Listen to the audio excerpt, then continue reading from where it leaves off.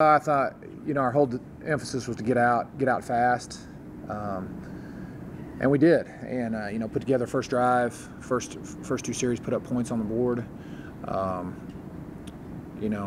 Offensively, I thought we threw the ball well. I think Cannon was 17-18 throwing the ball for 250 plus yards, and that helps us. Then get the run game going. All in all, a very good offensive effort, both throwing and running the football, which we try to be. The next thing too is defensively. We knew that they're going to come throw the ball all over the field, and there were some hiccups in there. There were some missed tackles by defensive backs. I thought their quarterback did a good job of extending plays.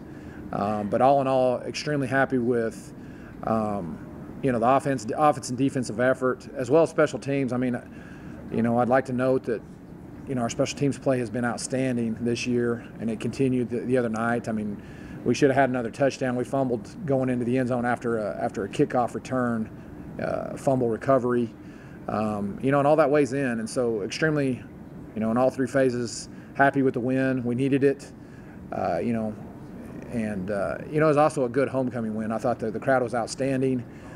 I thought, everything about Saturday night was really fun, and it's good to go out there and get the win. Did you feel like something in the locker room before the game, like these guys are ready?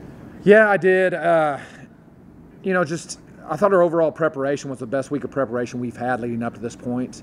Our young guys are starting to grow up a little bit too. We looked out there one time on film yesterday as a coaching staff, and we had on offense, we had 7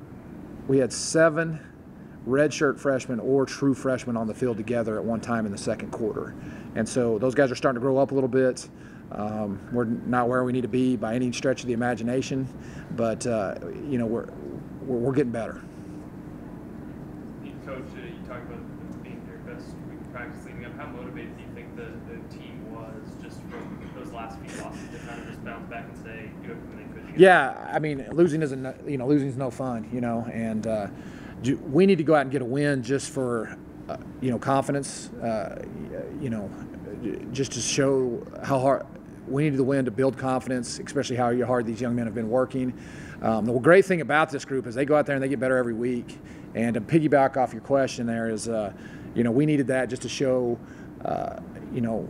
there is reward for great preparation throughout the week. And so, yes, it definitely helps. Biggest challenge of the season coming up to Sure. Yep. Absolutely. 5 straight, they're playing great. Just kind of what do you guys need to do well this weekend? Yeah. First of all, very good football team. Good in all phases. Really well. Gosh, and it seems like I say this every week. Really well coached. I think defensively they fit. Their defensive talent first of all, and then the way they're coached. Their run fits are outstanding, as well as they do a good job in coverage. I think they have an All-American corner coming back from last year.